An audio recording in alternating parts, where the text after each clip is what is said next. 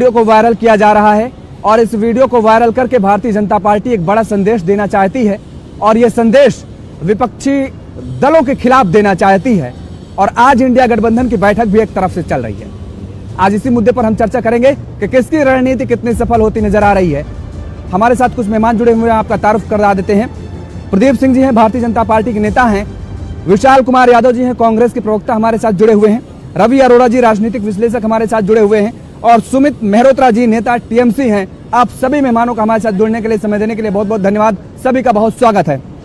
और शुरुआत विशाल कुमार यादव जी आपसे कर रहे हैं। अभी आपने सुना किस तरीके से ये वीडियो वायरल किया जा रहा है और ये वीडियो यूं ही नहीं वायरल किया जा रहा है, ये एक मैसेज देने का काम किया जा रहा है इस वीडियो के जरिए जनता के बीच में। और उसमें आपने सुना कि किस तरीके से कहा जा रहा है कि हमने देश के रईसों को बैठक में किस लिए बुलाया है। देश में पानी की तरह पैसा बहाना है, दंगा फसाद कराना है और सरकार के खिलाफ एक मैसेज देना है कि दरअसल देश हित और जनहित में काम नहीं कर रही है, सरकार अब नहीं काम कर रही है। और बीजेपी यही मैसेज देना चाह रही है कि कुछ विपक्षी दल ऐसा ही करते नजर आ रहे हैं।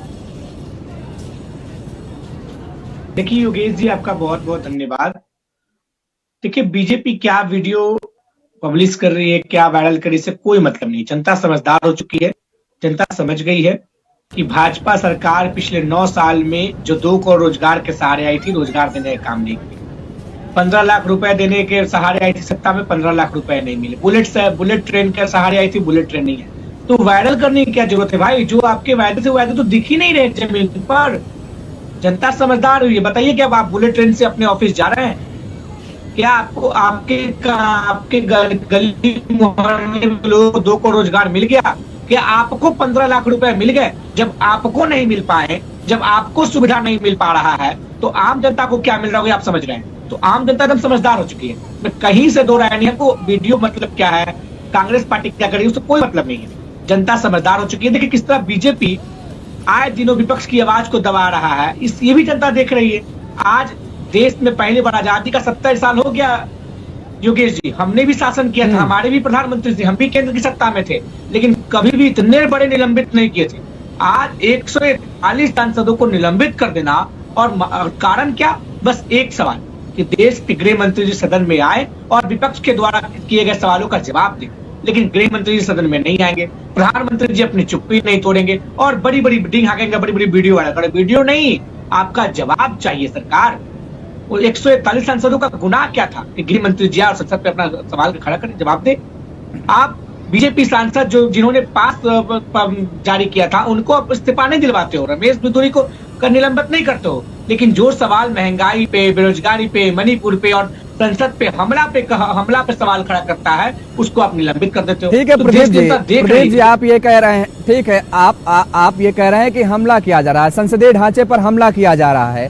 तो क्या 89 के दौर को हम याद करें, जिस तरीके से 89 के दौर में कांग्रेस की सत्ता पर काबिज थी, 400 से ज्यादा सांसद थे कांग्रेस के, लेकिन विपक्ष ने उस दौरान एक बड़ा कदम उठाया और अपने सदस्यता से इस्तीफा दिया। क्या विपक्ष इस ओर भी सोच रहा है? क्या आने वाले समय में ये बड़ा कदम विपक्ष की तरफ से देखा जा सकता है? 89 का दौर दोहरा सकता है क्या? देखिए हर दौर को हम लोग करेंगे काम। पहले चरणबद्ध रूप में आंदोलन हम लोग किए, पहले हमने हमारे सांसद सदन में आवाज उठाने का काम किया, फिर उनको निलंबित करने का काम किया। कल हमारे भारतीय युवा कांग्रेस के लोग संसद घेराव करने का काम करेंगे। आज विपक्षी एकता के लेकर दिल्ली में बैठक चल रहा है। जो रूटीन निकल कर आएगा, जो चार्ट निकल कर आएगा, उस तरह हम तहत काम करेंगे। हो ना हो हम लोग ये भी काम करेंगे। हमारी सरकार थी लेकिन हमने कभी ऐसा नहीं किया था। लेकिन ये सरकार अपनी तानाशाही को पार कर चुकी है। 141 सांसद, अरे आप सीधे कहना दीजिए भाई कि हमारा मुख्यालय है, ये लोकतंत्र का मंदिर नहीं, केवल अपने सांसदों को बैठा दीजिए। भाई आपके कोई मुख्यालय में नहीं बैठा हुआ विपक्ष का सांसद, ये लोकतंत्र का मंदिर है और वहां जाने का सबका अधिकार है। लेकिन आप केवल भाजपा के लोग वहां हम बैठे रहेंगे। ये प्रधानमंत्री जी और गृह मंत्री जी का हठधर्मिता के कारण 141 लोगों की निलंबित करना पड़ा है।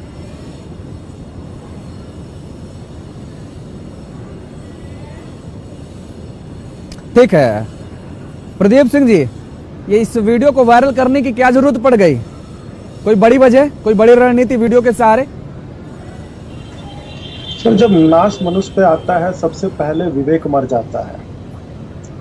इंडी गठबंधन जो है तो किसी पिछड़े को आगे देख करके, किसी ऐसे व्यक्ति को आगे देख के जो कि कभी समाज के पिछले तबके में था, उसको संवैधानिक पदों पे आगे बढ़ता देख करके इनके पेट में जो दर्द हो रहा है वो दूसरी तरह से परिलक्षित हो रहा है।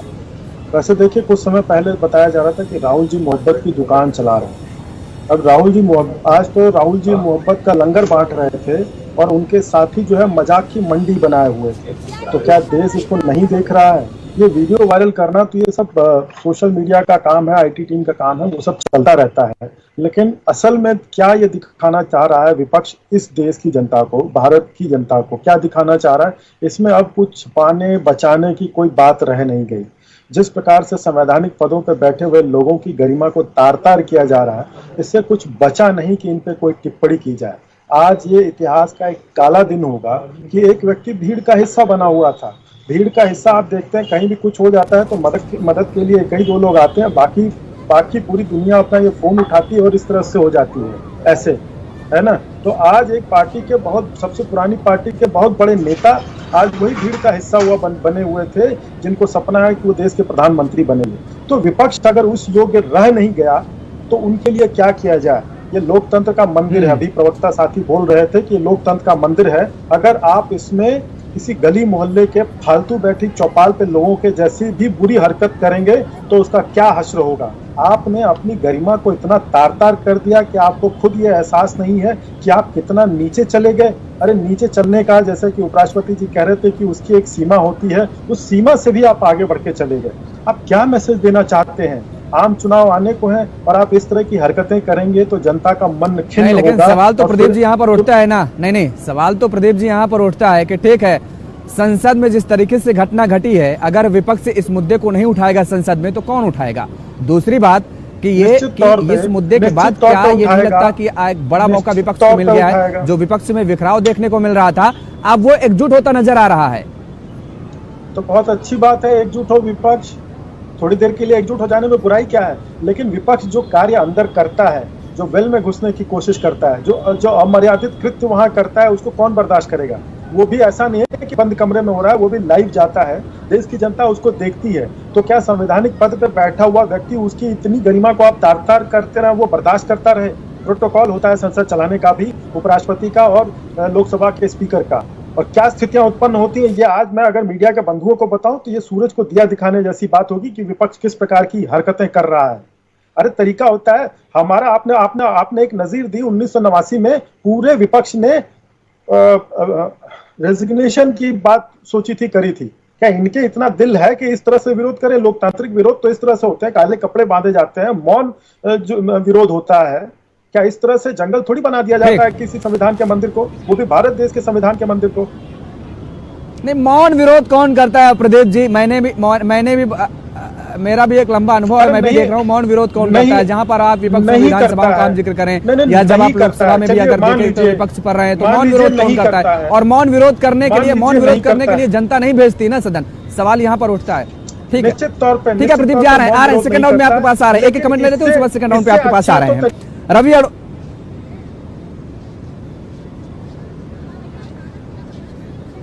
रहे हैं रवि अरोड़ा जी आपके पास आएंगे, लेकिन सुमित मेहरोत्रा जी, मौन प्रदर्शन करिए, भारतीय जनता पार्टी का ये कहना है।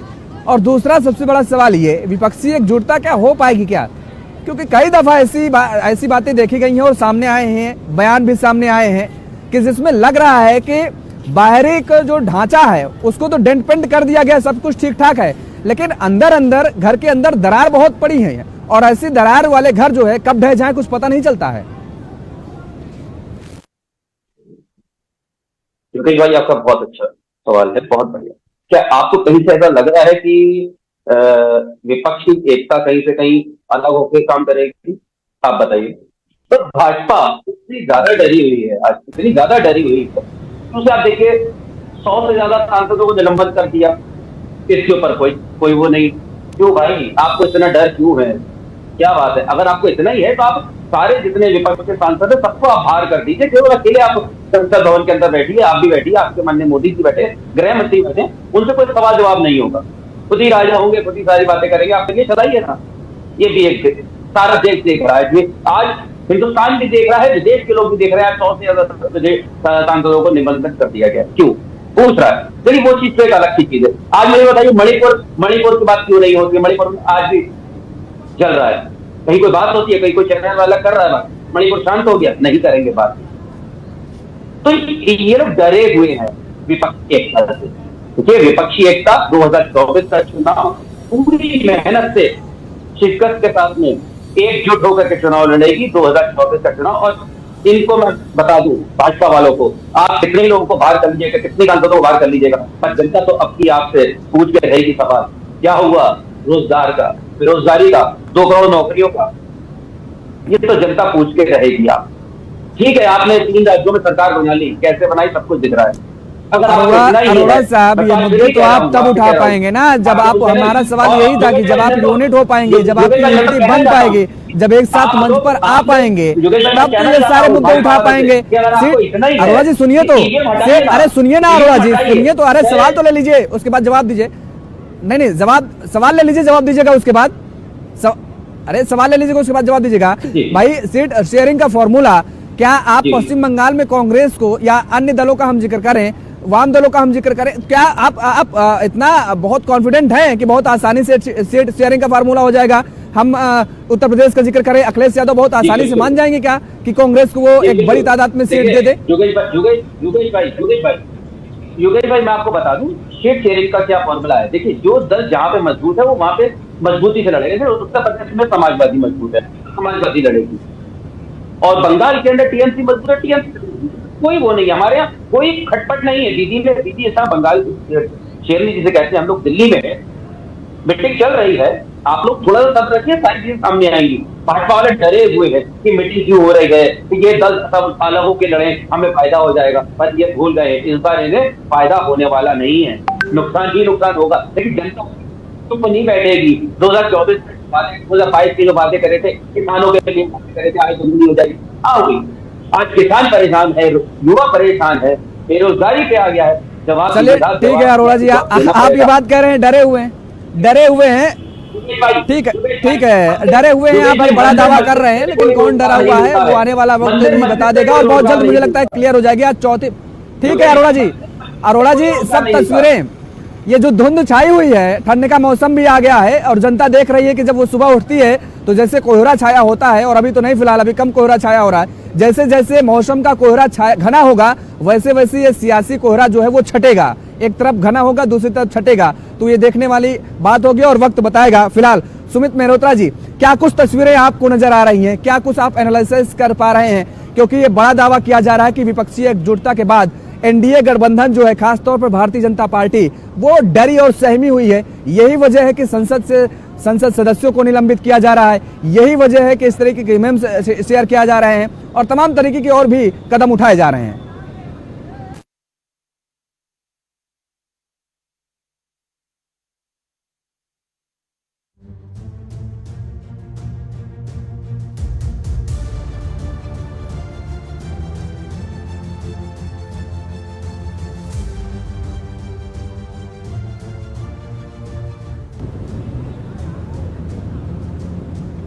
सुमित मेहरोत्रा जी को आवाज नहीं आ रही क्या?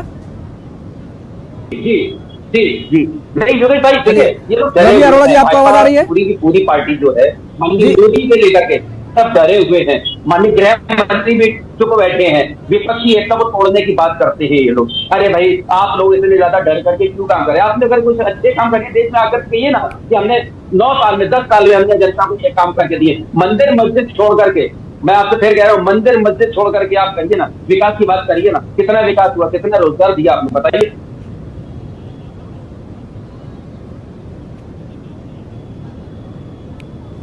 ठीक है, मंदिर मस्जिद को लेकर के आप ये कह रहे हैं। सुमित मेहरोत्रा जी आवाज आ रही है आपको? मैं रवि अरोड़ा मेरा नाम है। हेलो, मेरी आवाज आप तक पहुंच रही है? अच्छा ठीक है, माफ कीजिएगा रवि अरोड़ा जी क्या कुछ, माफ कीजिएगा, ठीक है माफ कीजिएगा रवि अरोड़ा जी, क्या कुछ लग रहा है आपको, ये सियासी तस्वीरें क्या कुछ नजर आ रही हैं? क्योंकि जिस तरीके से पूरा सियासी घटनाक्रम चल रहा है और उसको लेकर के ये विपक्ष की तरफ से लगातार सवाल उठाए जा रहे हैं, कहा जा रहा है कि दरअसल एनडीए डरा हुआ है और इस वजह से ये सारे मेम्स शेयर किए जा रहे हैं, इस तरीके की बयानबाजियां दी जा रही हैं, संसदों को निलंबन जारी है। क्या कुछ आप देख पा रहे हैं सियासी घटनाक्रम में? देखिए, जिस प्रकार से सांसदों का निलंबन हुआ है उसको इस बार की मीटिंग जो हुई है इंडिया गठबंधन की, वह कामयाब रही है, इसमें कोई दो राय नहीं।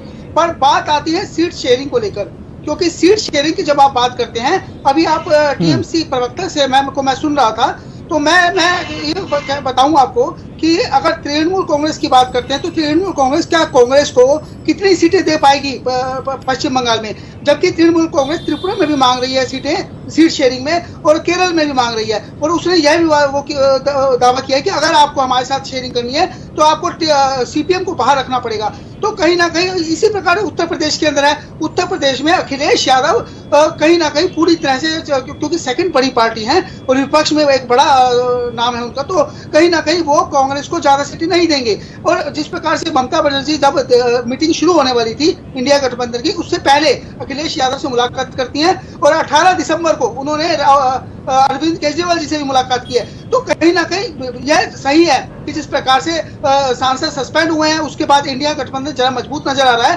पर सीट शेयरिंग का जब बात आएगी उस समय पे आप देखेंगे कहीं ना कहीं यह टिकने वाली नहीं लगती मुझे, क्योंकि आप देखिए लगातार जिस प्रकार से नीतीश कुमार खुद प्रधानमंत्री बनने का सपना देखते हैं, खुद अखिलेश यादव भी कहीं ना कहीं इस लाइन में खड़े हैं और ममता बनर्जी खुद इस लाइन में खड़ी है। तो ऐसे बहुत सारे चेहरे हैं जो अपने आप को पीएम दावेदार बना, और खासकर कांग्रेस ने भी, देखिए आप समझिए, कांग्रेस ने एक कोऑर्डिनेटर ना बना के 4 कोऑर्डिनेटर बनाने की बात की है, क्योंकि वो जानते हैं अगर नहीं अरोड़ा साहब, लेकिन एक बयान तो और यहाँ पर आ रहे हैं ना, अखिलेश यादव की तरफ से कह दिया गया है कि वो मुख्यमंत्री की रेस में नहीं है। ये बयान रामगोपाल यादव ने दिया था, क्लियर किया था कि अखिलेश यादव प्रधानमंत्री बनने की रेस में नहीं है। दूसरी तरफ अगर हम जिक्र करें, बयान सामने ये आ रहा, प्रधानमंत्री के चुनाव नहीं है, प्रधानमंत्री की लड़ाई विपक्ष नहीं लड़ रहा है। विपक्ष जो लड़ाई लड़ रहा है वो एनडीए, खासतौर पर भारतीय जनता पार्टी को हराने के लिए लड़ रहा है। देखिए, बिल्कुल आप सही कह रहे हैं, लेकिन जो राजनीतिक महत्वाकांक्षा होती है वो अंदरूनी होती है, वो जनता के सामने शो नहीं की जा सकती। क्योंकि अगर ये चाहते हैं कि इंडिया गठबंधन के दम दिखा सके तो हम लड़ सकते हैं, लेकिन इन फ्यूचर जब सीट शेयरिंग की बात आएगी और कोई भी क्षेत्रीय पार्टी कांग्रेस के दबाव में रह के क्या आगे चल पाएगी, यह बड़ी बात होगी। और क्या कांग्रेस उन छोटे दलों पर जिनका अपने क्षेत्रों में अच्छा वर्चस्व है उनके साथ रहकर क्या कितनी सीटों पर आखिर लड़ेगी पूरे देश में? क्या इससे कांग्रेस के जो कार्यकर्ता हैं उनके अंदर उनका मनोबल नहीं टूटेगा? क्योंकि इस समय पे कांग्रेस को फूक फूक कर कदम रखना है, और खासकर कांग्रेस को जिस प्रकार से इन 3 राज्यों में हार मिली है, इसके बाद कहीं ना कहीं मनोबल टूट रहा है कांग्रेस कार्यकर्ता का। इसलिए कांग्रेस को यह भी ध्यान में रखना, तो कहीं ना कहीं ये सब चीजें ध्यान में रखी जाएंगी। और ये जब सीट शेयरिंग की बात होगी, ऐसे में क्या जो जिन राज्यों के अंदर छोटे दल अच्छा स्ट्रॉन्ग है वहां पर, और वो कहेंगे, क्योंकि उन्होंने कहा है जिसकी जितनी भागीदारी उसकी उतनी जिम्मेदारी, उसी फार्मूले पे ये काम करेंगे। मतलब जिसका संगठन वहां पे मजबूत है वही संगठन वहां पे नेतृत्व करेंगे। तो ऐसे में क्या कांग्रेस क्षेत्रीय दलों के नेतृत्व में वहां पे काम कर पाएगी? यह अपने आप में बहुत बड़ी बात है, क्योंकि सीट शेयरिंग मेन फार्मूला वहीं पे आके खत्म होता है कि सीट शेयरिंग के टाइम पे जब बात उठेगी तब दिक्कत आएगी। मीटिंग बहुत अच्छी रही, कोई दिक्कत नहीं, अच्छी बात है। और सबसे बड़ी बात है कि सांसदों का जो निलंबन हुआ है उसको लेके कहीं ना कहीं जो मनोबल बंधा है विपक्ष का, और खासकर सभी पार्टियां एकजुट होने को, एक मंच पर आने को तैयार हुई हैं, यह अपने आप में बड़ी बात है। और खासकर इसका फायदा पूरी तरह से जिस प्रकार से निलंबन की प्रक्रिया लगातार बढ़ रही है, तो ऐसे में कहीं ना कहीं विपक्ष मजबूत होता नजर आ रहा है। लेकिन सीट शेयरिंग का मामले पे आके पूरा मामला अटक जाएगा।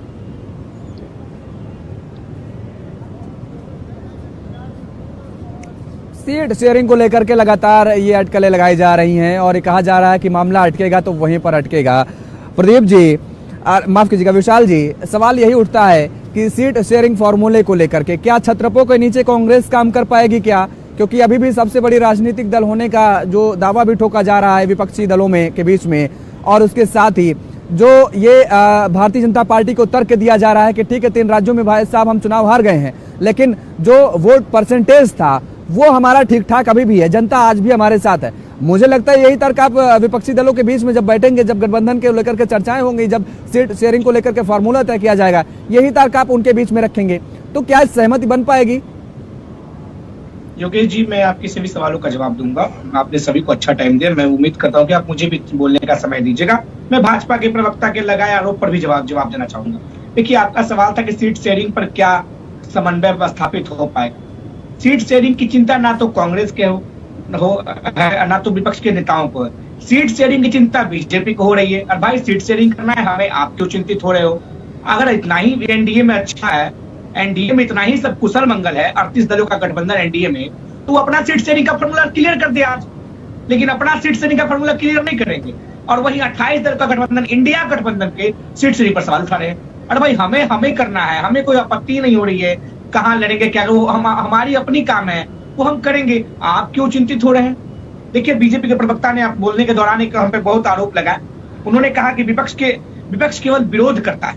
भाई साहब कुछ समय पीछे आइए, आपके नेता अरुण जेटली ने सदन में ये कहा था कि विपक्ष का काम ही विरोध करना है। तो क्या अरुण जेटली जी सही थे या गलत थे? फिर बीजेपी के सांसद ने कहा कि विपक्ष के सांसद सदन में अमर्यादित होते हैं। भाई साहब चलो मानते हैं आप अपने बचने के लिए विपक्ष के सांसदों पर आरोप लगा रहे हो। डीएमके के सांसद है जो सदन में मौजूद नहीं थे, आपने उनको भी निलंबित कर दिया। क्या वो सदन में नहीं रहने पर भी अश्लील हरकतें कर रही हैं? और जब अश्लील हरकतें पर आप ज्ञान दे रहे हैं तो फिर रमेश भिदुरी को क्यों भूल जा रहे हैं? सदन में एक चुना हुआ लोकसभा के सांसद को खड़ा होकर ना जाने क्या क्या शब्दों का चयन किया, उस पर भाजपा के प्रवक्ता ने कुछ नहीं, 2 शब्द तक नहीं बोला। लेकिन जो डीएमके के सांसद उपस्थित नहीं थे उनको भी निलंबित कर दिया गया, इस पर कुछ नहीं बोला और विपक्ष के सांसदों पर सवाल कर रहे हैं। फिर उन्होंने कहा कि विपक्ष के सांसद गली के लफुआ है। अरे भाई साहब हमारे सांसद जो है सो अपने हैं, रमेश भिदुरी जैसा तो नहीं ना है। रमेश भिदुरी तो गली छाप रोड नाली का कीड़ा जैसा शब्द बोलता है, लोकसभा में शर्म आता है कि वो लोकसभा का सांसद है। किसी चुने हुए सांसद को क्या क्या शब्दों से नवाजा गया वो नहीं बोलेगा। प्रधानमंत्री जी किसी महिला सांसद को शूर्पणखा बोलते हैं, ये नहीं बोलिएगा, वो भी सदन में। और विपक्ष के सांसदों को आप लफुआ बोल रहे। पहले अपने अंदर झांकिए, जिसके घर शीशे के होते हो दूसरों पर पत्थर नहीं मारा करते हैं। आपके अपने सांसद ठीक नहीं और आप विपक्ष के सांसदों पर सवाल खड़ा कर रहे हैं। देखिए सीट शेयरिंग का जहां तक बात है वो हमारी अपनी चिंता है, हम कैसे करेंगे, कहां लड़ेंगे, क्यों लड़ेंगे, कैसे लड़ेंगे, वो कांग्रेस पार्टी और विपक्षी गठबंधन के लोगों के लिए है। वो आप लोग चिंता ना करें, ना तो राजनीतिक सलाहकार करे, ना तो एंकर करे और ना बीजेपी करे। कुछ समय आने दीजिए। कोई ठीक है, देखिए नहीं चिंता आज हम लोग नहीं एंकर को चिंता नहीं है, एंकर को चिंता नहीं है। देखिए विशाल जी मुझे चिंता नहीं है। जनता के बीच में मुझे वोट मांगने नहीं जाना है। जनता के बीच में मैं नहीं कहूंगा कि भाई साहब आप मुझे वोट दीजिए। चिंता विशाल जी करें, चिंता प्रदीप जी करें, चिंता सुमित जी करे, ना तो रवि जी को करना है ना तो मुझे करना है चिंता। वोट मांगने आपको जाना है, हमको रवि जी को वोट मांगने नहीं जाना है। सुनिए, चिंता लेकिन देश की है, चिंता देश की हम भी करेंगे और चिंता देश की रवि जी भी करेंगे, देश की नागरिक है। नहीं सुन लीजिए सुन लीजिए। आपने कभी ऐसा नहीं किया, या राजनीतिक सलाहकार जो बैठे हुए, मैं उनका नाम नहीं याद है, लेकिन उन्होंने कभी ऐसा नहीं कहा कि एनडीए में सीट बंटवारा कब होगा। भाई वो भी तो गठबंधन है, उनका सीट बंटवारा आपको नहीं विशाल जी कि उनके हमें दिख रहा है। विशाल जी हमें इस बात का दुख है कि विपक्ष सिमट रहा है, हमें इस बात का दुख है। हम चाहते हैं देश के अंदर एक मजबूत विपक्ष होना चाहिए, हम चाहते हैं, हम इसीलिए हमें चिंता इस बात की है। हम चाहते हैं मजबूत विपक्ष है। देखिए कांग्रेस एक राष्ट्रीय पार्टी है, कांग्रेस एक राष्ट्रीय पार्टी है। ऐसा होने से क्या उसे क्षेत्रीय पार्टी बनाकर रख देंगे आप लोग? आप समझिए, क्या आप उसे क्षेत्रीय पार्टी बनाकर रख देंगे? एक नेशनल पार्टी है। कई दशकों तक आपने शासन किया है, आपने कई दशकों तक शासन किया है देश पर, और आज आप इतना सिमट रहे हैं, आज आप सिमट रहे हैं, मजबूत विपक्ष नहीं बन पा रहे, लगातार मैंडेट खो रहे हैं। वोट परसेंटेज पर मत जाइए, जनता लगातार मैंडेट खो रहे हैं आप जनता के बीच, लगातार आपकी राज्यों की सरकारें जा रही हैं। आप समझिए इस बात को, आपको भी तो समझना होगा। ठीक है, आप समझिए इस बात को। कर्नाटका हमारे गृह राज्य, हमारे राष्ट्रीय देश का गृह प्रदेश, हम वहां चुनाव लड़े। भाजपा के गृह राज्य 2024 में कांग्रेस कार्यकर्ता का मनोबल टूट रहा है, कांग्रेस कार्यकर्ता का मनोबल टूट रहा है। अगर क्षेत्रीय पार्टी, क्या पश्चिम बंगाल में आप 2 सीटों में लड़ लेंगे? अच्छा ठीक है, एक सेकंड रुकेंगे। नहीं ठीक है विशाल जी रुकिए, लड़ लेंगे। कांग्रेस का ठीक है पश्चिम बंगाल में आप 2 सीटों में रुक जाइए विशाल जी। आप एनडीए के सीट पर ठीक है, कांग्रेस के कार्यकर्ता चिंता है। ठीक, अरे भाई प्रवक्ता आप सर्टिफिकेट मत बात दिए, आप सर्टिफिकेट आप सर्टिफिकेट मत, हाँ चिंता होगी भाई, लाजमी चिंता होना है, क्योंकि एक मजबूत सरकार के सामने विपक्ष का होना जरूरी होता है, और वही विपक्ष जनता के मुद्दों को उठा करके सड़कों पर उतरती है। केवल सदन पर वेल पर जाकर के हंगामा करने का काम विपक्ष का नहीं होता है, सड़क पर जनता के मुद्दों। आप बताइए ना, लास्ट टाइम आपने कब, आप बताइए ना, एनडीए से भी मेरे सवाल है। मैंने अभी प्रदीप जी से सवाल पूछा कि भाई अगर संसद के अंदर सांसद नहीं आवाज उठाएंगे, सांसद नहीं आपके खिलाफ मुखर होंगे जनता की आवाज को लेकर के, सांसद नहीं सवाल उठाएंगे तो कौन उठाएगा? जनता किस लिए चुन करके भेजती है? मैं आपसे एक छोटा सा सवाल पूछ रहा हूं, बहुत छोटा सा कमेंट भी चाहूंगा, उसके बाद प्रदीप जी पे आता हूं। आखिरी बार बताइए, आपने कब बड़ा जन आंदोलन शुरू किया? महंगाई के खिलाफ, बेरोजगारी के खिलाफ, भ्रष्टाचार के खिलाफ, कोई एक ऐसी तारीख बताइए, कोई एक ऐसा जन आंदोलन बताइए मुझे जरा, जब आपको याद हो। भाई साहब, कल ही महिला कांग्रेस के कार्यकर्ताओं ने, नेताओं ने संसद घेराव किया, और फिर कल युवा कांग्रेस के कार्यकर्ता और नेताओं, हमारे राष्ट्रीय अध्यक्ष श्रीनिवास बीवी जी के नेतृत्व में दिल्ली में संसद घेराव होने जा रहा है विपक्ष के सांसदों के साथ। आज ही आपको पहली बात तो विशाल जी, किसी कार्यालय का घेराव और जन आंदोलन का मतलब आप समझिए पहले। किसी घेराव, किसी पार्टी कार्यालय का, किसी कार्यालय का, सरकारी दफ्तर का घेराव और जन आंदोलन एक मुहिम होती है। जन आंदोलन एक मुहिम होती है, ये नहीं कि सुबह। अरे सुनिए साहब, हमने भी देखा है बहुत सारे आंदोलन, मैंने भी देखे हैं आंदोलन। संसद घर, ठीक है, मैंने आंदोलन देखे हैं। आंदोलन ये नहीं कि गांधी प्रतिमा के सामने सुबह शाम जो है कैंडल जला करके वहां पर 4 सांसद खड़े होकर के आप सड़कों पर। अरे ठीक है, जनता के बीच में जाइए, मेरी आपसे सलाह है, और तभी आप कुछ सफल हो पाएंगे मुझे लगता है। प्रदीप जी, ये दोहरा चरित्र क्यों? यात्रा निकली तो उसकी भी चिंता जब आपके सांसद सदन के अंदर कुछ भी बोलते हैं, ठीक है, आ रहे हैं, थमिए, मुझे बहुत चिंता है, मुझे प्रत्येक राज्य की चिंता है। विशाल जी, मुझे प्रत्येक राज्य की चिंता है। प्रदीप जी, ये दोहरा चरित्र क्यों? ये बड़ा सवाल खड़ा हो रहा है कि आपके सांसद सदस्य कुछ भी बोले तो उसको नजरअंदाज कर दिया जाए, और जब विपक्ष का कोई सांसद कोई सवाल खड़े करे तो इतनी बड़ी संख्या में निलंबन एक साथ कर दिया जाए। देखिए सर, क्या है कि ये एक पक्ष या कोई लापरवाही नहीं है। वो जब प्रक्रिया पीछे वाली चल रही है, उनका अभी रिजल्ट नहीं आया है, उसकी अभी रिपोर्ट नहीं आई है, तब से नया बवाल आ जाता है। विपक्ष हर दिन मुद्दों को छोड़ के, मुद्दे की बात को छोड़ करके वो सब कुछ करता है जो कि नहीं करना चाहिए सदन में।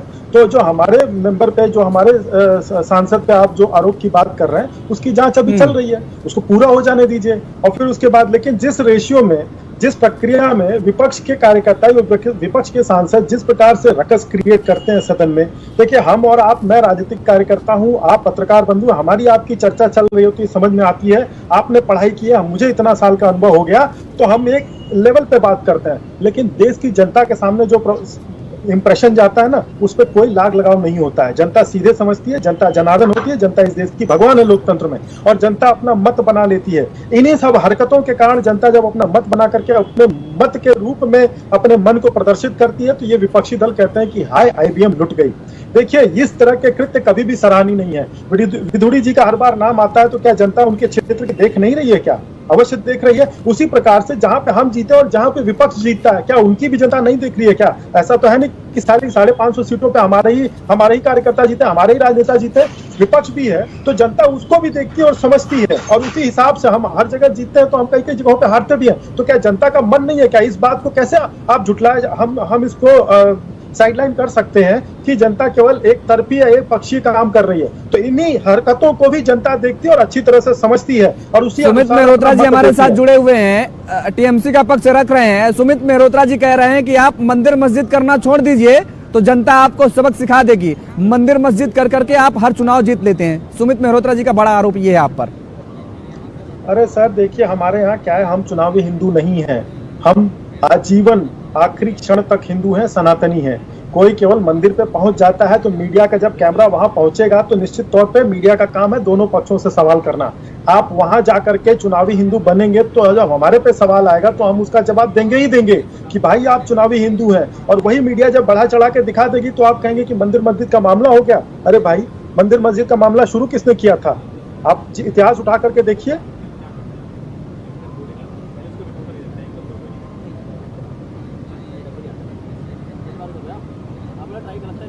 और पांडे जी, चूंकि आप ये तस्वीर दिखा रहे हैं स्क्रीन पे, तो जो इंडिया का गठबंधन है ना, अभी जो इंडी गठबंधन है, अभी देखिए इसके बाद जब मीटिंग खत्म हो जाने के बाद, अधिवेशन खत्म हो जाने के बाद जब आएगा इसका उत्तर, तो देखिएगा कांग्रेस के मित्र चलिए इसी बहाने प्रसन्न है सर, आप भी हमारे भारत देश के वासी हैं, आप हंसे, सुमित भाई भी हल्का हल्का मुस्कुरा रहे हैं गुलाबी ठंडक की तरह से, तो बहुत अच्छी बात है, हंसना सेहत के लिए अच्छा है। लेकिन विपक्ष क्या सीटों को बराबर बांट पाएगा? इंडी गठबंधन में क्या सभी को बराबर सुख मिलेगा सीटों के मामले में? ये देखने की बात है। चलेगी ये बता दीजिए, आपके सांसद पर कब जांच? अरे वही बात, डीएमके के सांसद जो मौजूद नहीं थे, आपने उनको निलंबित कर दिया, ये नहीं बता रहे हैं। अरे सुनिए, डीएमके के अभी सांसद देखिए सदन में मौजूद नहीं थे, सुन लीजिए, सदन में मौजूद अरे नहीं कांग्रेस थे, वाले भाई आपको साहब निलंबित कर दिया। कांग्रेस वाले भाई साहब सुन लीजिए, ये आप कह रहे हैं कि मौजूद नहीं थे, इसकी जांच हो जाने दीजिए। ये अगर नहीं थे फिर भी निलंबित हो गया तो संबंधित व्यक्ति, पुलवामा की घटना अरे की 4 तो साल हो गए, अभी लीजिए, तक पता नहीं चला क्या टैक्स कहां से आया। पुलवामा घटना की 4 साल हो गई, अब तक पता नहीं चला। लेकिन प्रधानमंत्री मोदी पुलवामा की पुलवामा में जो हत्या हुआ था, जो शहीद हुए थे, उस पर वोट मांग रहे हैं। वोट दे दीजिए वोट, लेकिन उस पर जांच कब होगी, कब एसआईटी कमेटी की रिपोर्ट आएगी, उस पर आप कुछ नहीं बोलिएगा। बताइए कब उन पे कहा होगा? कांग्रेस तो रफाल के मुद्दे को लेकर के निकल, कांग्रेस जो है, कांग्रेस, और विपक्ष से सुनिए, पहले सुन लीजिए, अरे पूरा पश्चिम उत्तर दक्षिण पहले एक दिशा में सुन लीजिए, हम भी चारों दिशाओं में भागेंगे, कहीं से मत नहीं मिलेगा, कहीं से वोट नहीं मिलेगा, लेकिन ऐसी कहीं हमारी सरकार में नहीं थी, हम भी शासन में थे, इसीलिए इमरजेंसी लगी थी। नहीं, इमरजेंसी इसीलिए लगी थी ना, आपकी पार्टी की नेता ने इमरजेंसी इसीलिए लगाई थी। नहीं, साधु संतों को गोली चलवा दी थी, इमरजेंसी इसीलिए लगी थी। लेकिन आपकी सरकार, इमरजेंसी किसने लगी थी? इमरजेंसी चलिए ठीक है, कहाँ तानाशाही की कहा नहीं, ठीक है विशाल जी, ठीक है, दोनों लोगों को लेंगे, प्रदीप जी, विशाल जी, ठीक है, तानाशाही नहीं थी, लेकिन आपके सहयोगी दल जेडीयू के मुख्य प्रवक्ता केसी त्यागी जी ही कह रहे हैं कि अब भारतीय जनता पार्टी की सरकार भी वही कर रही है जो रवैया यूपीए की सरकार, या हम कहें कांग्रेस की सरकार किया करती थी। ये हम नहीं कह रहे हैं, केसी त्यागी साहब आपके सहयोगी दल हैं, और वो भी कह रहे हैं, आप कह रहे हैं आपके समय में ये नहीं होता था, तो आपके सहयोगी पार्टी के नेता ही ये बड़ा आरोप लगा रहे हैं। फिलहाल क्या कुछ चल रहा है ये आप लोग देखिए और तय कीजिए, कैसे कौन सीट का बंटवारा करेगा, कैसे शेयरिंग फार्मूले को इजाद हो पाएगा। फिलहाल आप सभी मेहमानों को हमारे साथ जुड़ने के लिए, समय देने के लिए बहुत बहुत शुक्रिया, बहुत बहुत धन्यवाद। तो लगातार सियासी हलकों में चर्चाएं तेज हैं इस बात को लेकर कि क्या इंडिया गठबंधन मजबूत हो पाएगा, एक मंच पर आएगा जाएगा। जाहिर है आप हमारे पीछे देख रहे होंगे जिस तरीके से ये सरयू नदी बह रही है और नदी में ये जल प्रवाह हो रहा है, जिस तरीके से ये पानी अपने रफ्तार से बहता नजर आ रहा है, उसी तरीके से सियासी हलकों में तमाम तरीके की चर्चाएं भी बहती नजर आ रही हैं। और उन चर्चाओं में बहते हुए आखिर वो चर्चा कहां पर, और सवालों के जवाब विपक्षी दलों की तरफ से या सरकार पक्ष की तरफ से हम कहें कौन कहां पर ठहराएगा, ये आने वाला वक्त बताएगा। और ठहराव मिलेगा किसको, ये भी वक्त बताएगा और देश की जनता बताएगी। फिलहाल मेरे साथ इतना ही, खबरों के लिए आप देखते रहिए JK24/7 न्यूज। नमस्कार।